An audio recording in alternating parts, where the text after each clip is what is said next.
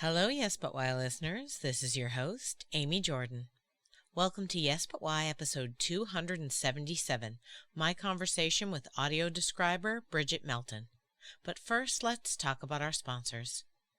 Yes But Why podcast is sponsored by Audible.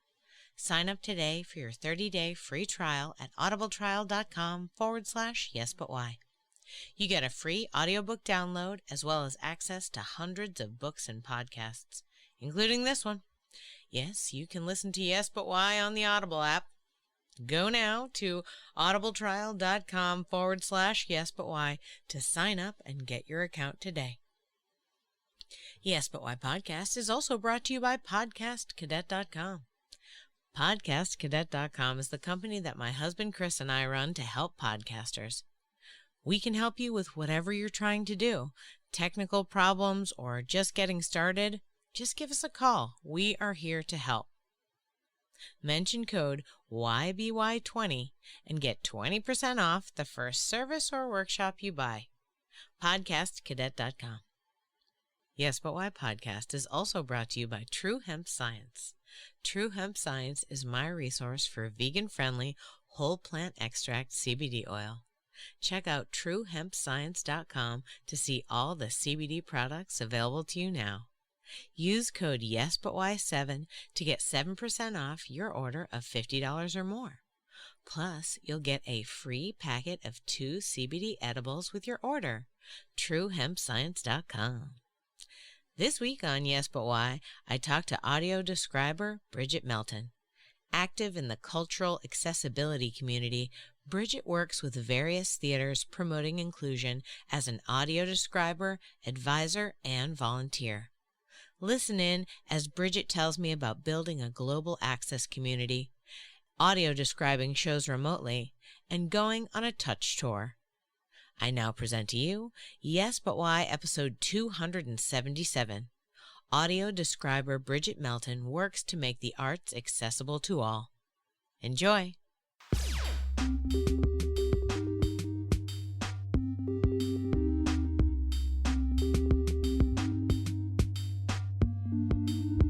I'm Amy Jordan, and this is Yes But Why podcast. Yeah!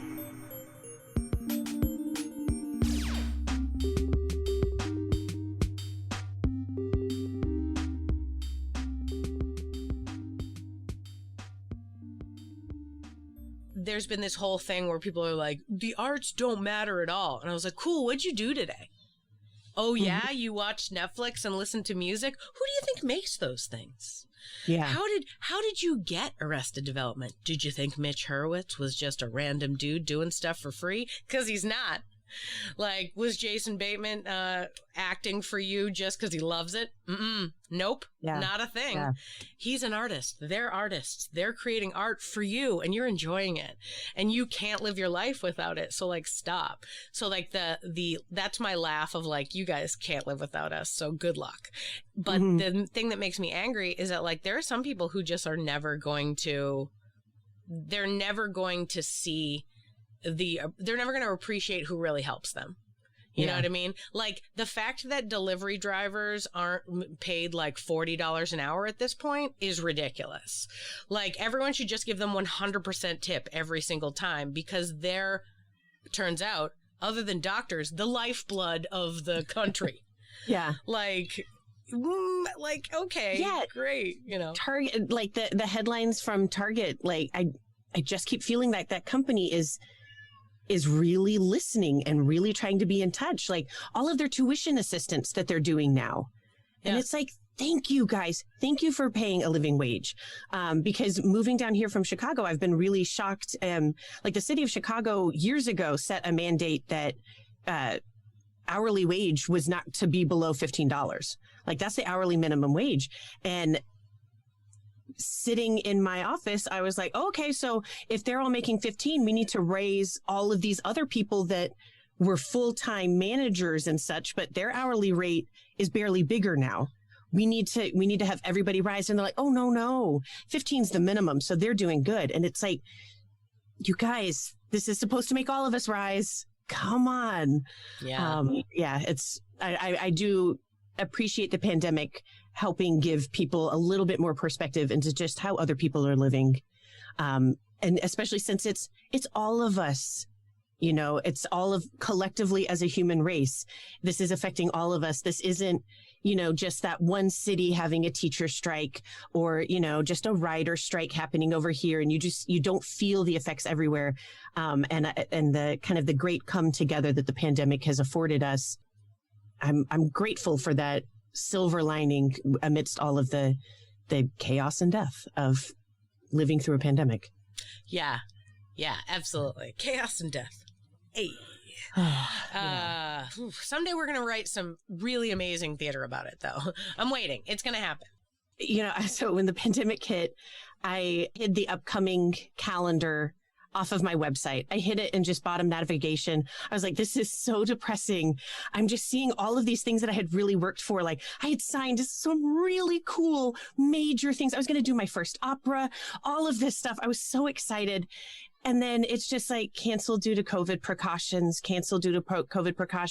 and then just crickets. Nobody's calling me anymore. And I was like, oh God, I've been building this up for years, and then now it's just gone.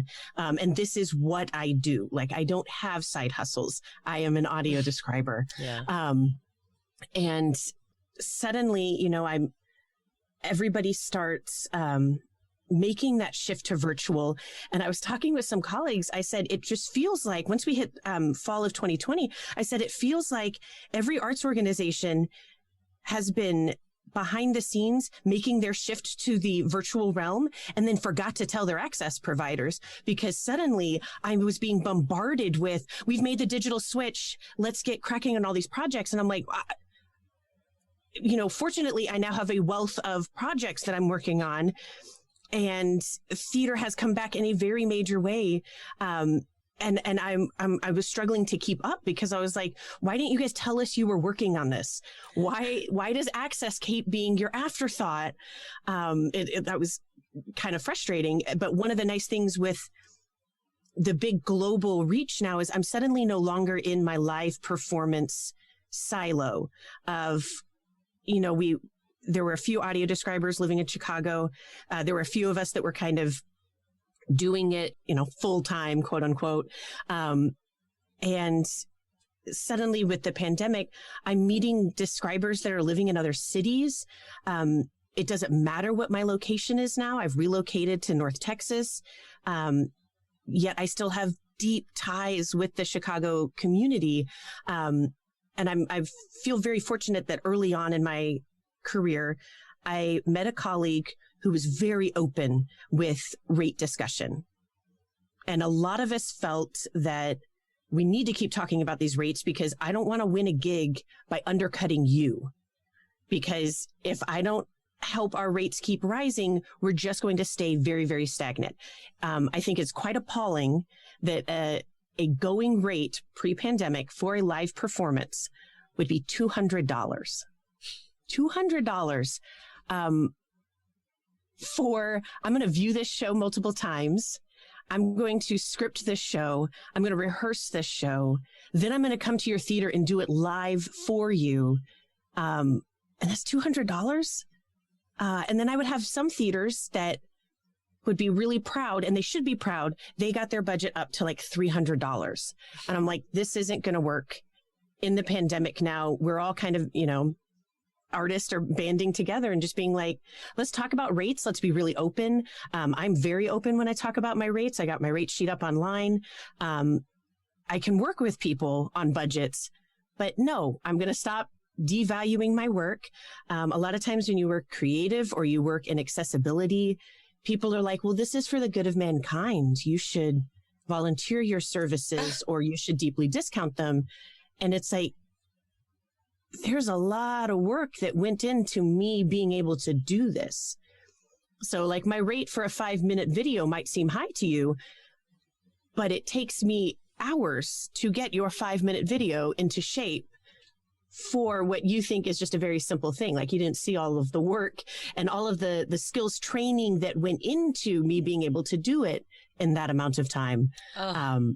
So I do really appreciate the pandemic for just shining a spotlight on that and saying, we got to stop we got to stop with this non-transparent. You should be grateful to work in the arts. Oh my God. Like, no. The craziest thing about when they're like, but it, you know, you didn't do that much work, or like, it looks like so simple. You're like, literally my magic is that I make it look like it's just coming out simple, great, amazing. Yeah. But I did all of this work to get to this spot. Like, you know who's terrible? The people who show you all the work that they did, or like you can see them figuring it out, and that they haven't done as much work, right? Yeah. That's not great. Also, I think it's crazy, and I feel like you're right, both the arts and any sort of like work towards helping mankind, people human feel services. like needs to be free or very discounted because it's helping people. I'm like, cool. You know who also helps people? Surgeons. Should they work for free? Is that, do you want a brain surgeon who works for nothing? He's a volunteer. Is that what you're looking for? He's helping you, isn't he? Like, I don't think so. I don't know. The deeply unfortunate part about the whole reflection of the pandemic on the arts and accessibility work is that I don't know that it's actually going to get better as far as like how people view it. But instead, I feel like it's like the people who think that we shouldn't get paid are kind of always going to think we shouldn't get paid, in the same way that, like, you know, not to be political, but like showing somebody facts doesn't mean they're going to believe them. Right. Yeah. So like they don't understand how arts are worthy, even though they spend 12 hours a day on Netflix, you know, and a lot of my friends have been talking about how this return, like opening the doors again, going back to live theater, going back to offices, is going to take away a lot of the freedom that people who had, who were having issues, like had accessibility, you know, people in wheelchairs, or people who are been trying to work from home for a long time because they have, you know, this or that, and it would make it a lot easier for them to work from home to do their job. They're just as good a tech person or whatever their job is, salesperson, but they, you know, doing it from their home makes it a lot easier with all of the stuff going on with them. Yeah. And then they're like, nah, come back to the office. And we're going to lose all of this like connectivity that we had to the accessible community, to be like, oh, you guys are just as worthy employees, worthy, you know, every career that you're in, like, to do it. Because it turns out, we found out these last 2 years, you were able to do it all the time from home. And why shouldn't they be able to?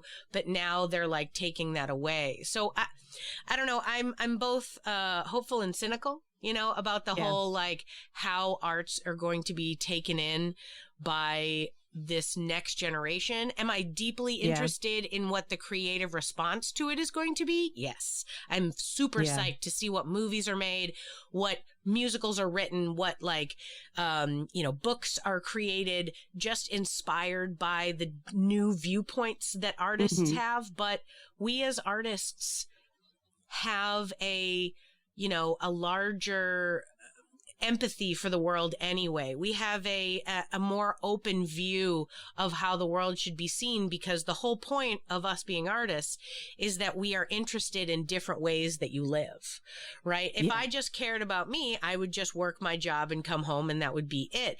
But I'm an artist, so I'm like sitting online researching, oh, what's this job about? Because I want to write a character who does that job. So now I need to know everything about that. Or like, I want my new play to be set in this town, but I've never lived in this town. So now I got to read all about what it's like so I can really dig in.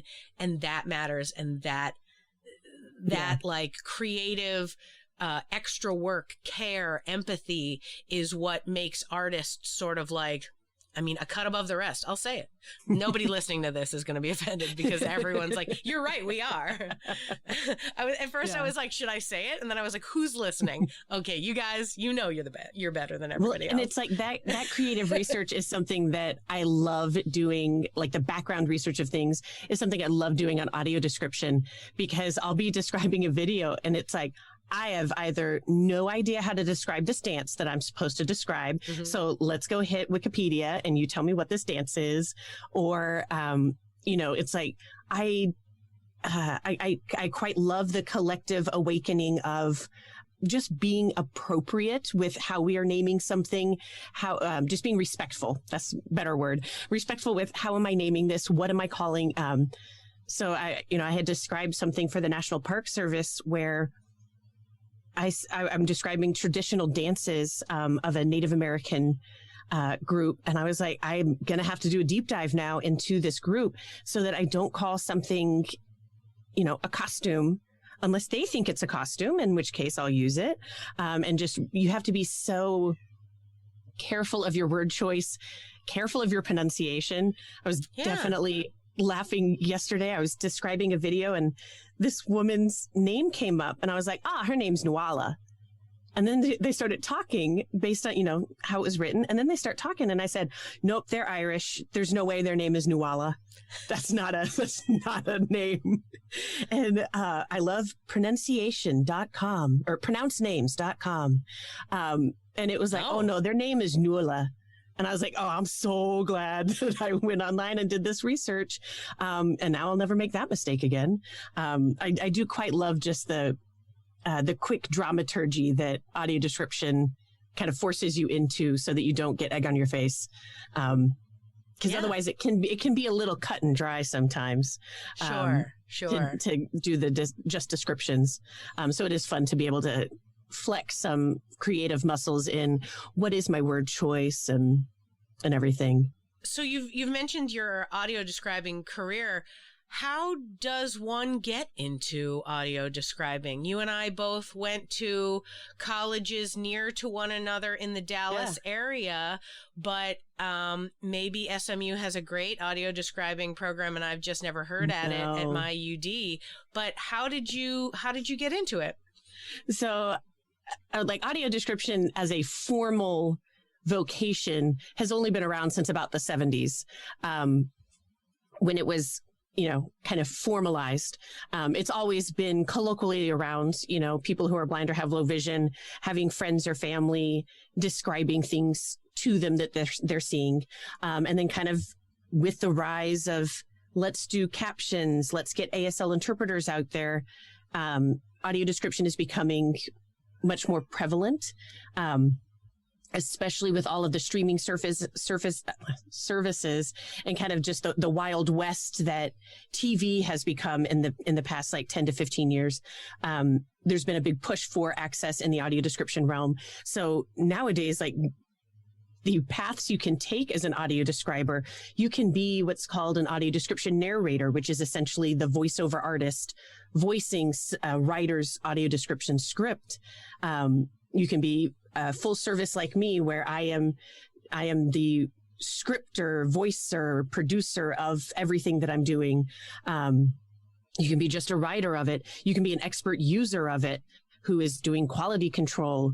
And I would like to note too, your ability to see or not see visuals on any spectrum has no bearing on whether or not you're an audio describer or a voicer or a scripter. You can absolutely be a person who's blind or low vision and be an audio describer. Or in quality control. This is not something that only sighted people can do as a, kind gesture to a specific audience. Because also audio description is for everybody. I quite love being able to download a show on Netflix. I'll download it to the app, and then I'll drive around. Like if I'm driving and doing errands, now I'm listening to a favorite show just as a podcast, basically, because somebody's filling in for me that, somebody just walked in. You're like, oh, good. And it's helping, with English as a second language learner. You're getting the same way that captions can help that. Your audio description can help it because now you're learning different words about what the emotional state is of somebody that you're seeing. It's great for people in the autism spectrum. If you need help reinforcing, that is the look that person was giving. That is the feeling that they have, especially with shows that have a lot of subtext and things like that. Somebody might need help deciphering the emotional state of things. So at its core, audio description is just making the visual verbal. You're not passing judgment on what that character might be feeling. You are literally saying, so it's not they have an angry face. It's that, they're face is scowling, things like that. You want to say what it is, not subjectively what you think that thing is doing, which has been really nice with a theater background. I feel like it's much more accessible for me to look at visuals and just get to the core of what is that director trying to make me feel? Now I'm going to hone in on what were the elements that made me feel that way. And those elements are what I'm going to describe. So it's been a really great way to get back into creative things. So I majored in theater and I went to a private arts university. So I came out with quite a debt. And I just told myself, my family loves to make, would you like, fries with your burger jokes right after I had graduated, because I graduated with a really expensive theater degree. Like, what are you going to do with that? And I would like to point out, getting a degree in the arts isn't because you necessarily want to go in the arts. College should be a time not necessarily to learn, a skill that is going to be your career for the rest of your life. It's to learn a skill or something on a subject matter that just really interested you. That's why you spend 4 years learning about it. It's not necessarily to become the next professional dancer or the next theater, director. It's so that you can deep dive into something that really interests you. And I also think it's very helpful as a practice adulthood for those of yes. Those of us who do it in the 18 to 22 period. For the people who wait and go into it later, sure, I get being like, you know what, I really want to learn about this, so I'm going to go to school for it. Great. Yeah. But for me, it was like, I need to leave my parents' house and have an adventure, and so I'm going to do this. Yeah. Yeah. Theater or college was never not in my future, because I didn't know what else I was going to do when I turned 18 and graduated high school. And so but when I graduated, I swore I was going to pay my student loans using my degree. And so that has literally been something I've been following since I graduated. I've paid off my student loans. I'm good. Awesome. But my work study job was actually as the box office. I felt very fortunate to have a work study job that kept me, still involved in my degree. I didn't have to leave my arts building and go do security, which I had worked very, very briefly. And that box office job as my work study job has literally just taken me through my entire, 15 career thus far. And it's, theater admin is a fantastic way to be involved in the arts, to get a paycheck, and to just feel like you're part of something bigger in a way that I never quite felt with corporate America. Some places I did, but overall theater has been where arts organizations and nonprofits are where I have felt like day to day, I actually might be making a difference. And when you spend enough time in box offices, you can hit a ceiling pretty fast. I found myself in Chicago in the middle of the 2010s going, I have absolutely hit my ceiling. In terms of where I could ever be promoted. I have hit the max of how much I will ever make at this job, because universally across America, there's it's almost like they just have a number for this is where box office people shouldn't ever be paid above this.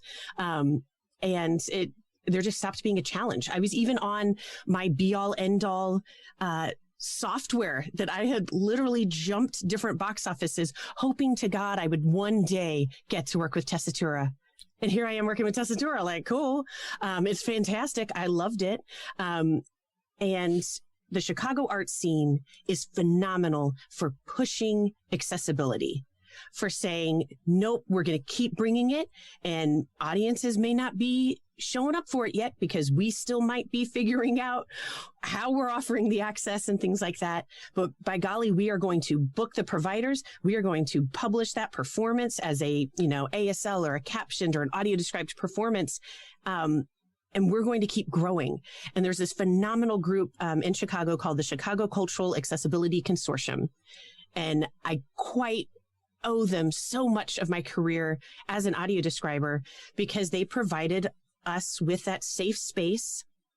It's a very, in an ethereal sense. It's this very calming space to be a part of, because one of the things they say at the beginning of all of their, webinars and things like this is, we're all on this access journey together.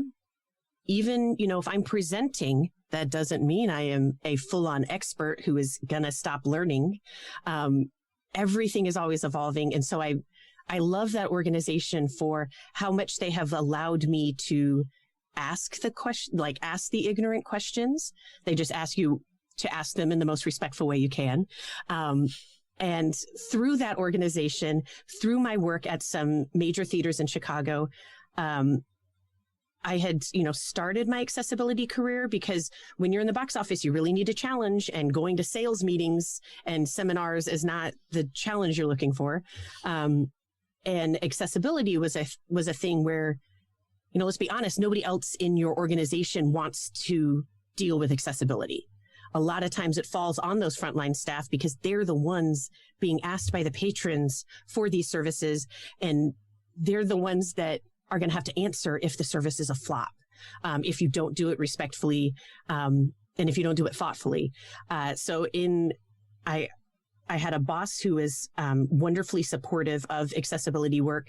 And he said, I'd like you to go to the Leadership Exchange and Arts and Disability Conference put on by the Kennedy Center, held in a different city around the country every year. And they have these ancillary, workshops that happen around it. And they were training people in the fundamentals of audio description. And I was like, oh, I'd love to do that. And initially we did it so that we could bring audio description in-house to our theater. We were a large enough theater that we could support having somebody on staff who knew how to do this. We had enough productions happening every year that needed audio description. And so they said, would you like to be trained in it? With the hope that me and a colleague would be audio describers for us, and we wouldn't have to outsource it. But even if we didn't want to do it, if that wasn't a skill suited to us, we would at least be able to evaluate the service. I don't use ASL, and so I can't evaluate ASL services. And so this was a way for us to say, hey, we know how to read English, so we can evaluate captions. We, have an audio describer now, so we can start evaluating our service and really being able to meet our patrons who are using this service on a more even field, because we'll know more of what goes into audio description and things like that. So I got trained in it about 5 years ago, and I absolutely loved it. And I thought, this is what I've been missing. This is this challenge that I've been missing. And then the very second show that I called, I was in the right place, right time. It was Hamilton for Broadway in Chicago. Nice. And it's only the second show I had ever done. I had been a professional audio describer at that point for a month. And everything in my life had just been leading me up to this moment. I have a degree in theater. I've had such a varied career leading up to it. And so I felt fully confident that I could do it. And I spent 3 years on that residency.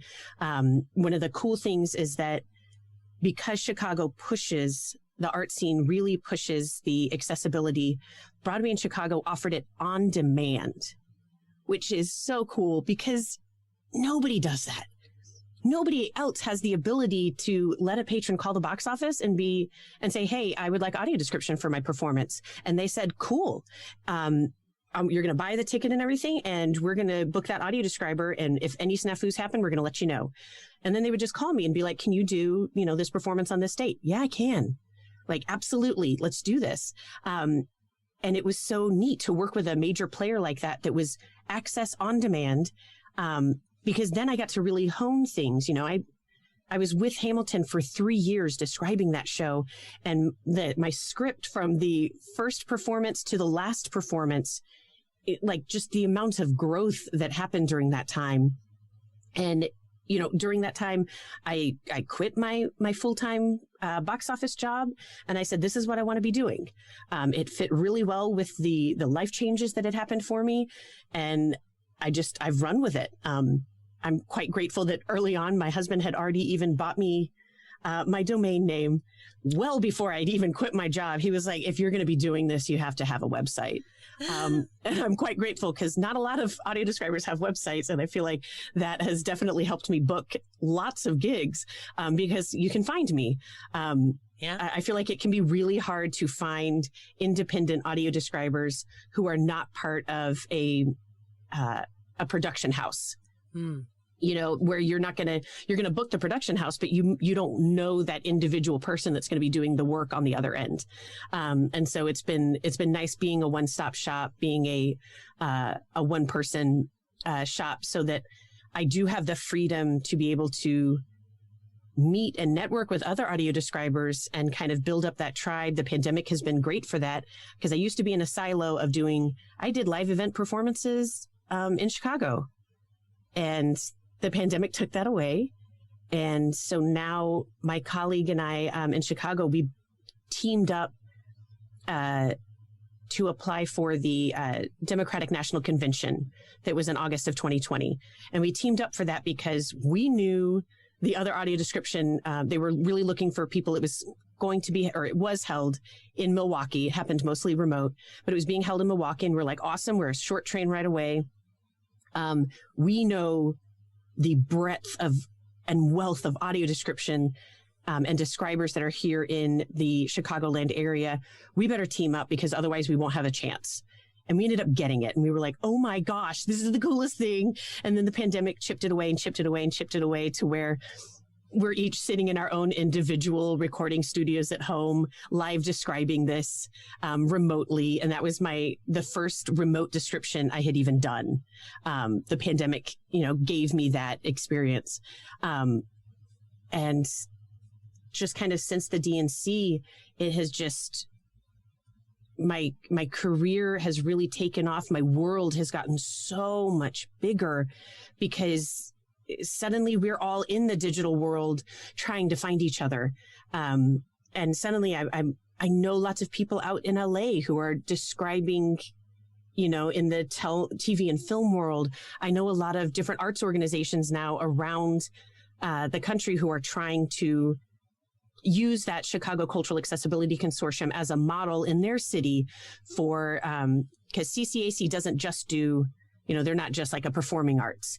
It's a whole collection of different people that care about accessibility that all work in the cultural sector. So museums, arboretums, and any cultural setting, and so aquariums and everything. So it's really fantastic you're getting out of that theater bubble. You're not just talking in your theater vacuum anymore. You're now talking with people that have really interesting issues around accessibility that you never dealt with in the theater, or that because you are from a theater background, you're like, I've got some really creative solutions for you for how we can solve that problem that you're having. I think that's one of the nice things that being in the arts has really, we were talking about earlier, has really prepared you for, is just the wearing of many hats, the doing something with nothing, and really trying to forge a path where there isn't one, just because you're like, I've got to make a living and this is what I need to be making a living in, so I'm going to do it.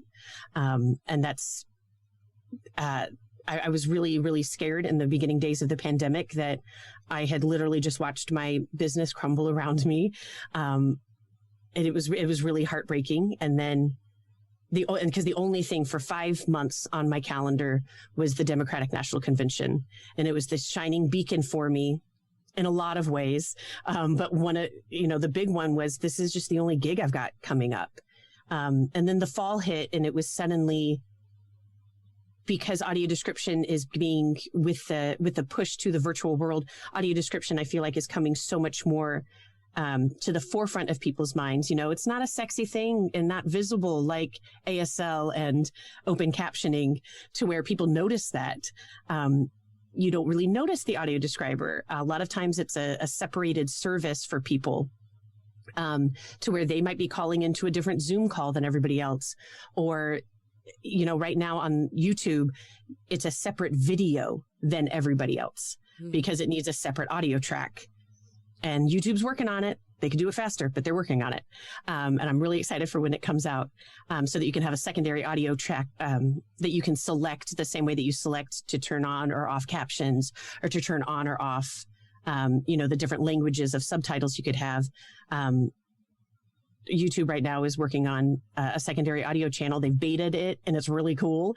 And when you think about, if you open doors for one kind of access, you're benefiting so many audiences. A ramp doesn't just benefit somebody who uses a wheelchair. It benefits moms with strollers, people with walkers, people that just can't walk upstairs. Like there's so many groups that benefit from access than your intended audience. While part of me wants to ask more like technical questions, like how does it work? What I want to know for you and your creative journey is, you've mentioned a few times as you've been describing this opportunity that you found to work in audio description, that it finally gave you what you were looking for in a larger sense creatively, that you'd been building your whole creative life, you've been doing different things, but when you saw this job, you were like, oh, gives me what I'm looking for in a larger sense. What does that mean to you? Like, what was your hopes and dreams for your, when you went to college, such that when you got the audio description option, you were like, oh, yay, this is what I wanted to do. Like, cause I can see it even in your face, like, and in your voice, you can hear like, you love it. You're like into it. You're like excited by it. So like, how did you get there? Or what was it that you were looking for when you were younger, that this was the puzzle piece that made it perfect? So when I went to college, I knew that, like, I knew that I was never going to be the next, movie star. I didn't want it bad enough. And I don't quite honestly think I was good enough to be one of them, but a lot of it is just your drive. I didn't want to be that. So when I majored, I went to SMU in Dallas, and I majored in theater studies. There were 2 tracks you could do: theater studies or acting. And I was like, I don't want to be pigeonholed. I want to make a living. I want this to be my life. I don't know what that looks like, but I know it doesn't look like knowing one skill. And that was a big reason that I chose the college I was doing. I chose it because it was a BFA, not a BA. I don't think that has honestly made a difference at all, that extra letter. But as an 18-year-old, it helped me justify the cost of my degree. And one of the big things that also got my parents on board with it is because we learned practicums. My first 2 years, acting and theater studies tracks were the exact same classes, and I'm learning costuming in a very practical level. I'm on costume crews, and it was like I just got to spend 4 years trying on all the different hats of theater. I learned that I'm never going to be a lighting designer. It doesn't make sense in my head. I'm never going to be a sound engineer. It doesn't make sense in my head. Yeah. And I felt very fortunate. My junior and senior year, we got an amazing directing teacher that he really pushed for us to direct lots of little scenes, really pushed us towards the psychology of things, the technical craft of like how to direct somebody's eye to different places. How are you taking this audience on your journey in a way that had been missing from my acting classes? Those just felt so introspective. And here I am, somebody in directing class, somebody's telling me how to do the misdirection, how to affect people in a way that my acting teachers it didn't make sense the way it did in directing class. And so when I graduated, I actually followed this teacher to a theater in Florida, and I was a production stage manager, because at that time, I really thought that's what I wanted to do. I was like, I like the organization of this. This might be the niche that I've been waiting for. I didn't get into any of my... Me too. I did that too. I did stage management. Yeah, I didn't get into any of the master's programs that I had applied for. Thank you for everybody for turning me down. They all said I was too young. And I get it now. I did not get it as a 22-year-old. I thought, I'm not young. I spent 4 years getting this degree. And then when I was in Florida, I was working with a class of actors that were all my same age. And I was like, I get it. I get why you said I was too young. I didn't have the life experience. I didn't have the perspective that I would have now. Granted, I also have the smarts now to say maybe a master's in stage management is not what you need or where you should spend your money for my career. But I'm quite grateful that they turned me down because it forced me to get out into that world. It forced me to, I was so proud standing on my graduation stage and being like, I have a full-time job in the arts that's waiting for me. I'm moving there in 3 months and I've signed a $19,000 contract for 9 months. And I thought I was bawling and I don't know why, because it was impossible to make car payments and rent payments and all that stuff. That taught me so much about how I present myself at a job. Because one of the things that I tell my, my school, whenever they do a bid for money or would you like to donate to this campaign? I say, yes, I will, because every time I donate, it does make my degree stand higher in national rankings. So I want my degree to stay relevant. But I always give it to them with the caveat of, when are you going to do a business for theater class? Because the acting students got business for actors. I graduated and had no idea how to find a job other than a traditional administrative job in the arts. I knew box office because that's what my work study job had been. I knew how to apply for that. I knew how to get it, knew how to do it. And that's where I safely spent my career because, again, I wanted to pay for my student loans with my degree. And so I spent a long time in box office and I loved it. I loved creating that welcoming environment for everybody.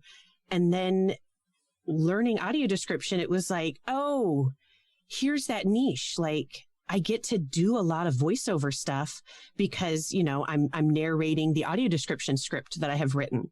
I'm getting to do that dramaturgy work. I'm getting to flex, you know, I suddenly have a reason to do vocal exercises and I haven't, you know, for 10 years. Like, that's cool.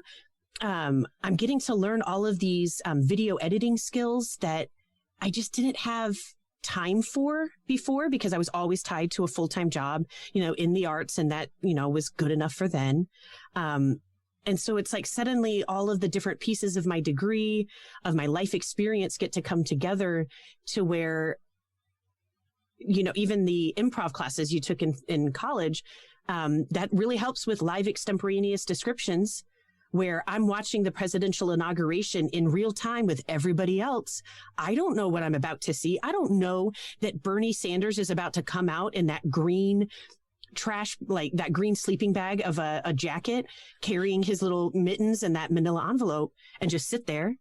But it's like, I get to be on the stage that is bringing that visual to life for other people. And it's really, really cool, the insider access you can get to things. Or when that moment happened during the inauguration and the fire chief got up there, and not only is it amazing to see her standing up there as a woman, she's Black, and then she starts signing. And you've got the ASL interpreter is in my Zoom view, she is, you know, that ASL interpreter is there signing, I believe it was the Pledge of Allegiance, maybe. They're signing that, but the fire chief is also up there signing it herself as she's verbalizing it. And then I'm audio describing, and it's like, this is the most amazing access moment. And I don't think other people had that because the ASL feed, you know, live streaming feed is different than the audio description live streaming feed. And I don't think anybody listening to the audio description had ASL accessible on their screen. So it's like, you're getting this glimpse right now. You have no idea how cool this is. This is amazing. So I just love, like, I'm getting, you know, that kind of performing kick that I always kind of craved, but didn't know where my place was in the performing world. Wow. And so like audio description just checks so many boxes off. And it's also something I can do with, like, while I'm living a life. Yeah. You know, I am my own boss. I've been very fortunate that even moving cross country, I'm still, because of the internet, I'm still connected to my Access tribe up in Chicago. I desperately want to start one down here in North Texas. So, anybody interested, like, let's talk. For real. You know, you go to different theaters, websites, you know, I've been out of the Dallas art scene for 15 years now, being up in Chicago. And so it's like, there's a whole new generation of people down here that I don't know. I haven't met you. People that I, you know, came up with in college, like suddenly they're movers and shakers in the Dallas theater scene. And I'm like, let's get some access going, because I don't see audio description being offered. I found one theater in North Texas that's offering audio description. And if I'm wrong, please prove me wrong. I'm seeing people having open captioning, seeing people having ASL if they're offering something. And I'm like, there's so much more in the access world that we could be doing. When we move back to live events, something I really want to see every theater doing, and I don't want it tied to the blind and low vision audience, touch tours. They're the coolest things. What's a touch tour? You're inviting, traditionally they happen prior to an audio described performance. I want them for everybody, because who doesn't want to meet the actors pre-show, hear them speak a line of dialogue, which is especially helpful if they're using an accent. You're hearing them speak a line of dialogue. You're hearing them describe themselves visually. You're feeling costumes, and you're getting to walk the set. Wow. I do want that. Coolest. I know. And I've definitely had people apologize to me. Oh, I misunderstood what this was and I accidentally signed up for it. I don't need audio description. And I'm like, I don't care. Let's walk the set together. Yeah. Ask me all of your questions, because all I've been doing is studying this show for about 40 hours. So let's talk about the show. Yeah. And sometimes, you know, audio description isn't for everybody. I definitely have patrons who, you know, on paper would benefit from audio description, but they're like, nah, I've got the life experience. I know what that visual is, even though I no longer can see it. So I don't need to hear you, but I want to come to the the touch tour beforehand, because I want to hear you describe the set. I'll walk the stage as I'm describing the set, so that an audience member can get the feel for, oh, if that voice is way back there, that's what it sounds like when they're coming through the door, things like that. And so they really benefit all audiences. And a lot of places have already offered things like that. You just never called it a touch tour before, you know? Art museums are already offering things like that when they do a deep dive into the, a different artist's works, or looking at their portfolio. And so it's like those things already exist. You just don't necessarily call them the same thing from creative sector to creative sector. And so one of the things I like about the pandemic is that it's getting us all in that virtual realm, and we're all talking about it finally. And we're all making those connections to the different cultural sectors, being like, oh, I know how to help you with this. I think we talked earlier about this idea that the pandemic has opened our eyes to lots of different, artistic things that we need to involve, especially for the accessible community.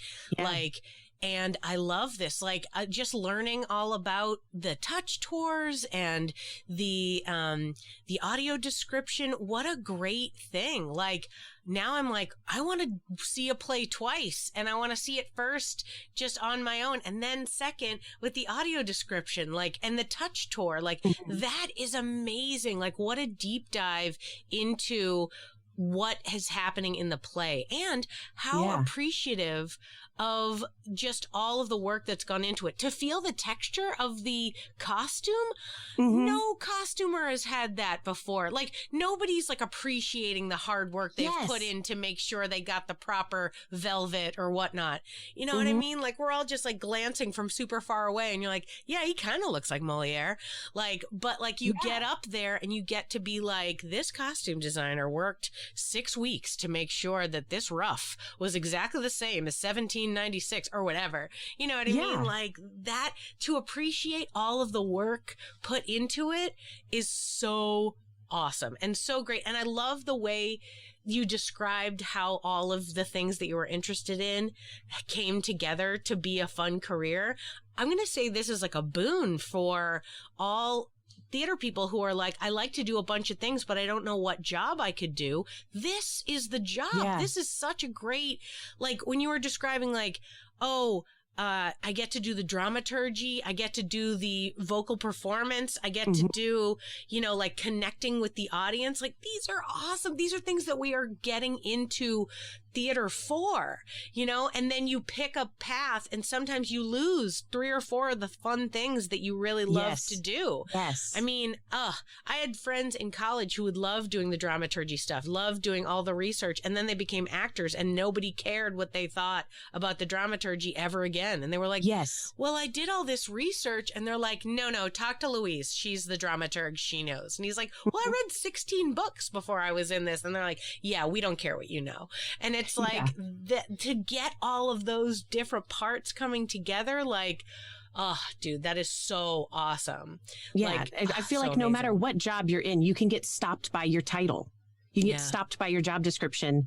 And I definitely butted heads with a lot of people because it's like, I get that I'm just the box office person, but there is no just the box office person. No. I'm the front lines for all of your patrons. Yeah. Like, it's like box office is to waiter in the way that people are like, oh, well, I'm not tipping the waiter because he didn't cook it. I'm like, okay, listen, how are you getting the food? Who spoke to you? How are you getting into the play? Who spoke to you? Who made sure you got into that seat properly? Like, these people are important people. And I don't think that we appreciate the cogs in every machine the way that we should. Yeah. It's like, pull a cog, see how it works. Does not work, right? Literally required is all of these moving parts to come together. Now, one thing that I want to ask you as our final question, and I usually ask this and I don't know the answer, but I feel like I was going to ask you how you are creatively fulfilling yourself, but I feel like based on what you've just told me that maybe the work that you do is just super creatively fulfilling. Like, do you have are you like painting or doing, taking dance classes on Zoom or something that like fulfills, a creative coffer that you're not already filling? Or does audio description and the myriad of work that you have to do to get it done just fill you up with like, oh gosh, I get to do all this fun stuff? Like, I love all of the new skills that I get. I'm being paid to learn this new skill because a client has asked for it. And that is super fun. But in like spare time, I do love to, I sew, I embroider. I took screen printing because I really wanted to understand what this art was and how to create it, that I'm always drawn to when I love screen prints. I love the idea that you can create something that you can have multiple copies of. So it's a little bit, it's a more affordable entree into collecting art. And so I had actually met this group called Spudnik Press Cooperative, up in Chicago. I ran into them because I was working at a cultural center. We had a big expo of different arts organizations in Chicago. And I was like, oh, you guys offer screen printing classes. I've always wanted to do those. And turns out it's a whole group of people that all graduated with these fine arts degrees. And they were like, how do we do this? Yeah. How do we live and stay connected to our art when we're individual people? And so they formed this collective with studio space, classes, and all this stuff. And it's an incredibly vibrant community. And so I love learning, just random arts just for fun. One thing I have not learned, and I think eventually in my retirement, I might take a dance class. But right now, I love still being marveled by dancers. I don't want to know the name of that dance move. I don't want to know how hard it is. I just want to appreciate that this is an art form that is not mine. And I love watching it. Yeah. Oh my God. I was amazed the first time I saw a professional ballet and heard their feet. I didn't know you heard feet. You can hear a point shoe hit the stage. And I had no idea because I'd only ever seen, Baryshnikov's Nutcracker and things like that on video. Yeah. And so I still do really want to be amazed by other art forms. And so I try to not delve too much into ones that are that I don't know yet. Yeah. Oh, that can be hard. Yeah. You're like I want to know how sausage is made. And then you're like, no, wait, I don't. No, I don't. Yeah. Yeah. Like I was describing a magic show. It's called The Magic Play. And it was a world premiere in Chicago. And it was actually the very first show I ever described. And I got so I was like, I don't know how to approach this. And then I was like, wait, I don't have to learn how he's doing the magic because that's not the point. As an audience member, I don't know how he did the magic. I just know that magic happened right in front of me. And so that's what I describe. Yeah. And that was a big like, okay, good. Because I don't want to take away that suspension of disbelief. Yeah, it's like, and then the door opens and he's gone. You don't have to be like, what happened was, you know. There's a turntable inside of that. No, I don't know. No, it has, you just have to be like, oh my goodness. Because that's what the audience needs to react. And the magician was starting to tell me some of the things. And I was like, Brett, please do not tell me how you did this. I don't want to know. I just know that, that this happened. And that's all I should describe. You know, I don't editorialize. I can't give you anything. I was interviewed on a fantastic podcast, Know Your Narrator. And we did a deep dive into the visuals of Hamilton that never make the cut. You can't fit them into Hamilton. And Disney Plus put out Hamilton. It put out audio description. There's a lot of people in the community, expert users, that's not their definitive Hamilton. And I agree with them. There's a lot more that you can fit in. And it was a really fun deep dive into all of the visuals that you can't describe in a show. That's what pre-show notes are for. That's what audio introductions are for. That's what after the fact podcasts are for, is for you to be able to talk about the amazing things that happen in shows that don't exist. Like that can't exist in your audio description script because there's just no time. Wow. You got to fit it into the pauses. Yeah. Bridget, thank you so much for sharing with me and my audience this like brand new creative career that I had never heard of until we crossed paths randomly on a Facebook mom group. And thank God for that. But like the idea of this as a career is so amazing. I hope it opens the doors for so many people who are listening who are like, oh my God, that's exactly what I'd love to do. Or even just people who maybe are listening to podcasts, you know, and thinking like, I thought I could never see a play again. And it turns out I can and have this amazing, rich experience because these, you know, there is a whole community of people that are preparing and creating and helping to augment the art that's up on the stage. Like, that's so amazing.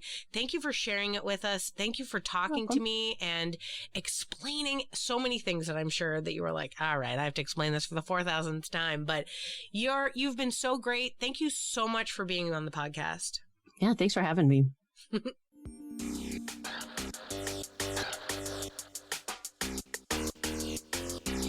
Thanks for listening to Yes But Why podcast. Check out all our episodes on yesbutwhypodcast.com or check out all the content on our network, HC Universal, at hcuniversalnetwork.com.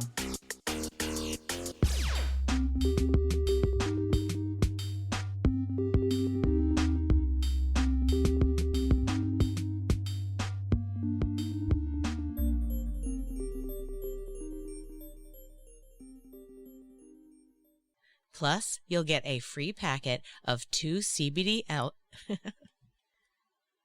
Plus, you'll get a free packet of 2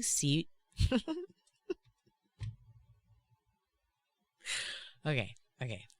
You're doing this. Use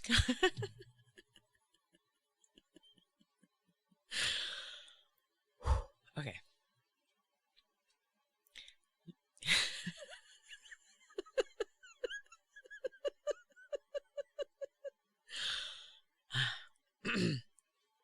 Yes But Why is also brought to you by True Hemp Science. True Hemp Science is my resource for vegan-friendly, whole plant extra...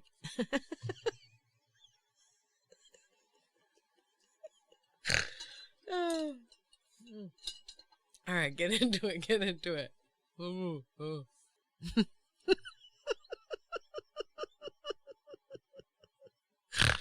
Oh, boy.